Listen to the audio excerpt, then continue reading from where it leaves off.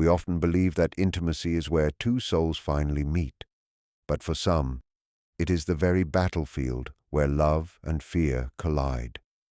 Imagine yearning for closeness with every fiber of your being, yet recoiling the moment it arrives. That is the paradox of the dismissive avoidant in sex and love. Emotional detachment in intimacy is one of the most striking patterns found in individuals with a dismissive avoidant nature, especially when it comes to sex and relationships. To understand this, one must look beneath the surface, for on the outside they may appear charming, confident, and even capable of engaging physically with ease. Yet, intimacy for them is often a performance, a ritual carried out without the surrender of the heart. Their body may participate, but the deeper layers of the psyche remain locked behind walls of self-protection. This detachment is not a conscious decision alone. It is rooted in a lifetime of conditioning where closeness felt unsafe or where vulnerability was met with rejection or neglect. Because of these early experiences, they learned that to feel too deeply or to depend on another for comfort was dangerous. And so they trained themselves to split physical closeness from emotional bonding. In the realm of sexuality, this manifests as an uncanny ability to separate love from lust. They may be capable of engaging in physical passion without the corresponding emotional openness that most partners naturally expect. For them, sex may become transactional, recreational, or even a tool to maintain a sense of control. Where another might use intimacy as a path to union, they may use it as a shield to avoid being truly known. It is not that they cannot feel desire or longing, but rather that they regulate it tightly to prevent emotional exposure. This leaves partners confused, sensing the physical presence yet missing the soulful connection that should accompany it. The detachment also creates an invisible barrier during moments that are supposed to be the most vulnerable. While their partner may interpret intimacy as a way to deepen love, the dismissive avoidant may unconsciously withdraw even as they participate. Their mind may wander, their emotions may flatten, or they may keep a subtle distance that ensures no one gets too close to the hidden self. This distance is their fortress, their method of survival, and it often causes tension because the partner feels as if they are making love to someone who is only partially there. This emotional detachment is shocking to those who equate sex with bonding, for the dismissive avoidant does not naturally fuse the two. Instead, they live in the paradox of craving connection yet fearing it, touching the body of another while carefully protecting their own heart from being touched in return. Control over vulnerability is a defining pattern in the sexual dynamics of a dismissive avoidant, shaping how they engage with partners and how they guard themselves from emotional exposure. At the root lies a profound fear of surrendering control, because surrender invites the possibility of being hurt, abandoned, or engulfed by another's needs. This fear becomes most visible in their approach to sex, where vulnerability should naturally unfold. Instead of allowing intimacy to be an act of mutual openness, they often transform it into a stage where they can dictate the terms, holding the upper hand to shield themselves from feeling too exposed. For them, sex is rarely just about union. It is often about management of power. They may take a dominant role, consciously or unconsciously, because dominance grants safety. By controlling the pace, the depth, or even the frequency of sexual encounters, they maintain distance from the tender spaces where emotions could leak through. The act of controlling intimacy becomes a way to prevent a partner from getting close enough to touch their core fears of inadequacy or their hidden longing for love.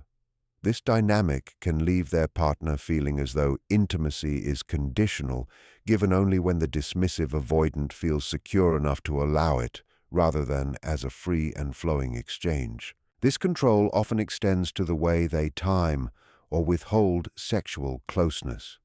They may initiate intimacy when it feels safe, perhaps during moments when the partner is less emotionally demanding. or they may withdraw from it entirely if the emotional stakes seem too high. What appears to be rejection on the surface is, in reality, a carefully constructed wall built to prevent vulnerability from seeping in. Even when they do engage, there is often an invisible layer of self-containment. They might seem physically present yet inwardly guarded, ensuring that the partner never fully gains access to the raw, unprotected self that lies beneath. Such patterns can confuse and wound their partners, who sense the lack of full openness but struggle to name it. The dismissive avoidant is not consciously cruel in this behavior. Rather, they are protecting themselves from the terrifying prospect of dependence. For them, control is not simply about dominance over the other. It is a survival strategy against the pain of surrender. This constant guarding of vulnerability shapes their sexual world, keeping them safe yet perpetually distant from the deeper intimacy they both fear and secretly desire. Fear of engulfment is one of the most hidden yet powerful forces driving the sexual and emotional patterns of a dismissive avoidant. At its core, it is the fear of being consumed or overtaken by another's needs, desires, or expectations. This fear often originates from early experiences where closeness felt overwhelming, where the presence of a caregiver might have been intrusive, demanding, or inconsistent. As adults, these individuals carry that imprint into their intimate lives, translating closeness into a threat rather than comfort. When a partner seeks deeper intimacy, whether emotional or physical, the dismissive avoidant may interpret it as a loss of freedom or individuality, triggering withdrawal and distancing behaviors. In sexual relationships, this fear of engulfment shows itself in subtle yet unmistakable ways. They may resist moments of prolonged closeness after intimacy, pulling away quickly or creating space to re-establish independence. While sex itself may be engaging, the aftermath, where vulnerability lingers, can feel suffocating to them. For the partner, this may appear as coldness or lack of care, but for the dismissive avoidant, it is a necessary step to protect their sense of self. They are not rejecting intimacy outright, but rather protecting against what they unconsciously perceive as a drowning of their identity.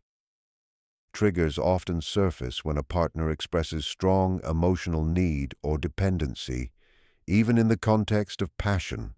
A simple request for reassurance, a desire for closeness outside of sex, or a longing for more vulnerability can ignite an inner alarm. In such moments, the dismissive avoidant feels cornered, as though intimacy will erase their autonomy. This can cause them to disengage, avoid, or even use strategies such as sarcasm, emotional shutdown, or detachment to reclaim distance. The paradox lies in the fact that they often crave connection just as deeply, but the fear of losing themselves to another's closeness creates a cycle of approach and retreat. The fear of engulfment can also influence the way they interpret love and desire. Where some see intimacy as expansion, they may experience it as contraction, a shrinking of their own selfhood under the weight of another's emotional presence. This perception makes them vigilant in guarding their boundaries, sometimes to the point of sabotaging intimacy itself. While partners may feel abandoned or unwanted, the truth is that the dismissive avoidant is wrestling with an internal battle between the longing to connect and the terror of being consumed. Compartmentalization of desire is a hallmark of the dismissive avoidant pattern, revealing itself most clearly in how they separate different aspects of intimacy. For them, lust, affection, and emotional connection often exist in separate compartments that rarely overlap. This separation is not always conscious but functions as a protective mechanism against vulnerability. By dividing these experiences, they reduce the risk of becoming too dependent on any one person or being hurt when intimacy begins to demand more than they can give. The result is a paradox where they can feel physical attraction without emotional closeness or deep care without corresponding sexual desire. In sexual relationships, this creates confusing dynamics for their partners. A dismissive avoidant may be fully capable of engaging in passion, but the passion does not necessarily signal deeper feelings of love. To them, sex can be purely physical, a way to satisfy desire without opening the door to emotional intimacy. Conversely, they may also withhold desire from someone they care about deeply because merging the two realms feels too threatening. Love, for them, may feel safer when it is not entangled with raw physical vulnerability, and lust may feel easier when detached from emotional obligation. This compartmentalization often stems from early relational experiences where closeness was inconsistent or unsafe. They learn to divide their inner world into separate chambers, where desire could exist without risk and affection could exist without exposure. As adults, this translates into patterns where they might idealize one partner for emotional connection while seeking passion elsewhere, or where they sustain long-term relationships that lack deep sexual intimacy because merging the two feels overwhelming. While not every dismissive avoidant engages in infidelity, the internal split between love and desire can create restlessness and dissatisfaction. Partners often sense this divide and struggle to reconcile it. They may feel cherished in one moment, yet undesired in another, or they may feel the dismissive avoidant's passion, but notice an absence of emotional depth. This inconsistency is not born out of cruelty, but rather survival. By keeping love and lust in different corners of the psyche, the dismissive avoidant ensures that no single person gains full access to their inner world. This fragmentation allows them to remain in control, but also deprives them of the integrated intimacy that comes when love and desire flow together. It is both their shield and their prison, keeping them safe while leaving them disconnected from the wholeness they secretly crave. Addictive or escapist sexual behaviors often emerge in the life of a dismissive avoidant as a means of avoiding the deeper layers of intimacy that feel threatening. When emotional closeness begins to stir anxiety, they may turn to sexual activity not as an act of union, but as a form of distraction or control. In this sense, sex can become an escape from feelings they are unwilling to face, such as loneliness, fear of dependence, or unresolved wounds from the past. Instead of confronting these emotions directly, they may channel their energy into compulsive patterns of desire, using the body as a way to numb or distance themselves from the vulnerability of the heart. For some, this manifests in cycles of seeking physical release without the burden of emotional connection. Casual encounters, pornography, or even prolonged fantasies may serve as substitutes for genuine intimacy. These behaviors provide a sense of safety because they allow desire to be expressed without the risk of true closeness. The dismissive avoidant learns to regulate their internal discomfort by controlling how, when, and with whom they engage sexually. Yet behind this facade of control lies a hidden dependency, as the very patterns meant to protect them also chain them to cycles of avoidance and dissatisfaction. This addictive or escapist tendency is often triggered by moments when a partner demands emotional depth. The dismissive avoidant, feeling cornered by vulnerability, may retreat into private patterns of sexual behavior where no demands are placed on them. The partner may interpret this withdrawal as rejection, but in truth it is an unconscious strategy to maintain distance while soothing inner tension. By engaging in sex on their own terms, they escape the weight of intimacy that feels suffocating. What makes this pattern especially striking is the paradox it creates. On the surface, it may look like a pursuit of pleasure, but underneath it is an attempt to manage pain. The dismissive avoidant does not necessarily seek fulfillment in these behaviors. Rather, they seek relief from the anxiety that real closeness awakens. This dynamic can leave them feeling empty as the compulsive patterns never address the underlying hunger for connection. Instead, It becomes a cycle of fleeing from what they most desire, using sexuality as both a mask and a refuge, protecting them from vulnerability while perpetuating the very loneliness they fear. Unconscious repetition of childhood wounds is one of the most powerful forces shaping the sexual and relational life of a dismissive avoidant. The patterns they enact in adulthood are rarely new. They are echoes of what they once endured as children. In their earliest years, closeness may have been unreliable, affection scarce, or vulnerability met with indifference. These formative experiences created a template in the psyche. Intimacy is unsafe, dependence is risky, and emotions must be concealed.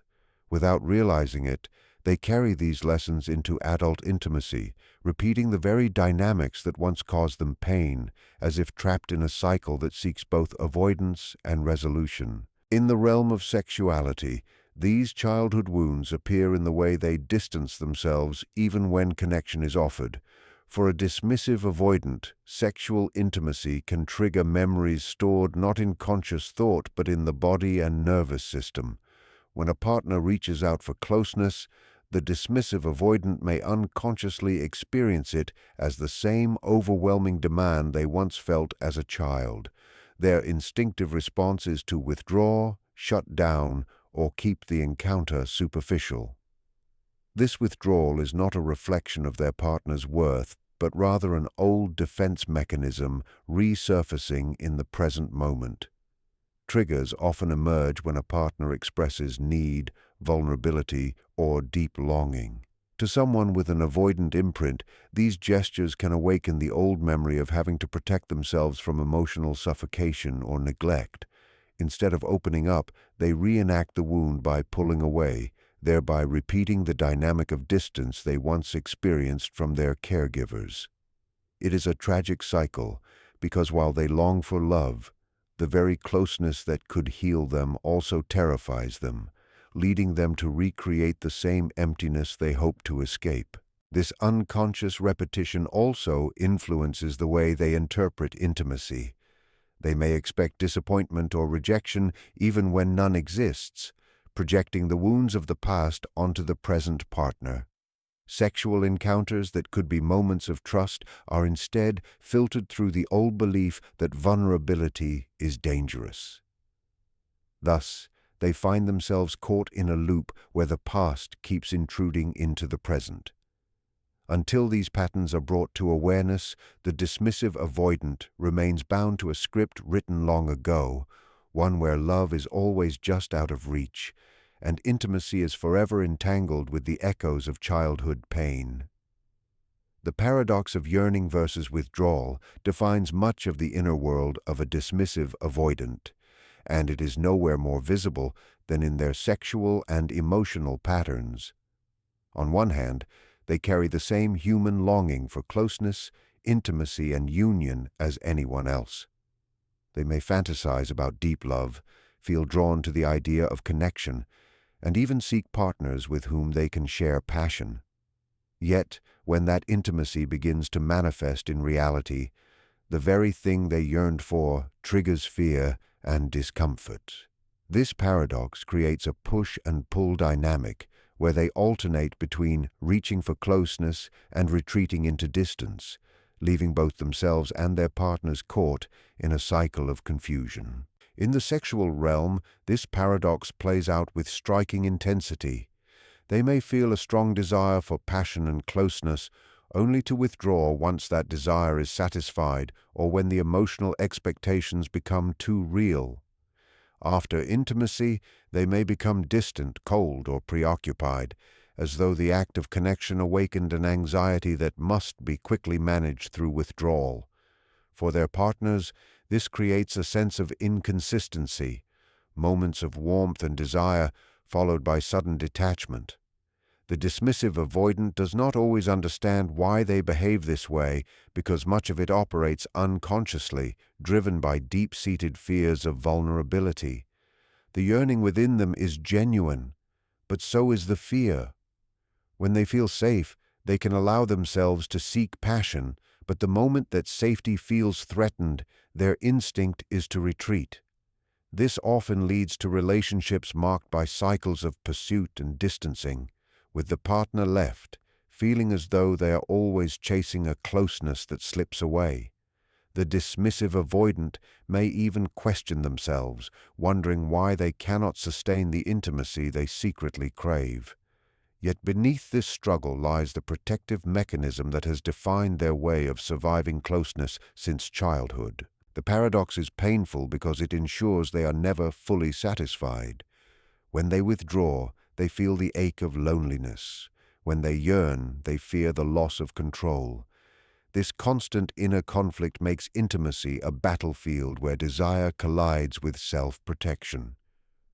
What makes it shocking is that both forces are equally real. The hunger for love and the terror of it coexist within them, ensuring that every step toward closeness is shadowed by the urge to retreat into solitude once again.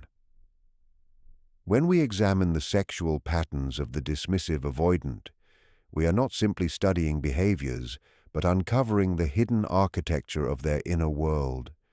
Emotional detachment reveals the walls they build, control over vulnerability shows the fortress they defend, and the fear of engulfment exposes the terror of being consumed. Their compartmentalization of desire illustrates how fragmented intimacy becomes when love and lust are kept apart, while escapist behaviors show the ways they numb themselves from the very closeness they crave. Beneath all of this lies the repetition of childhood wounds, where the past bleeds into the present, replaying old scripts of rejection and neglect.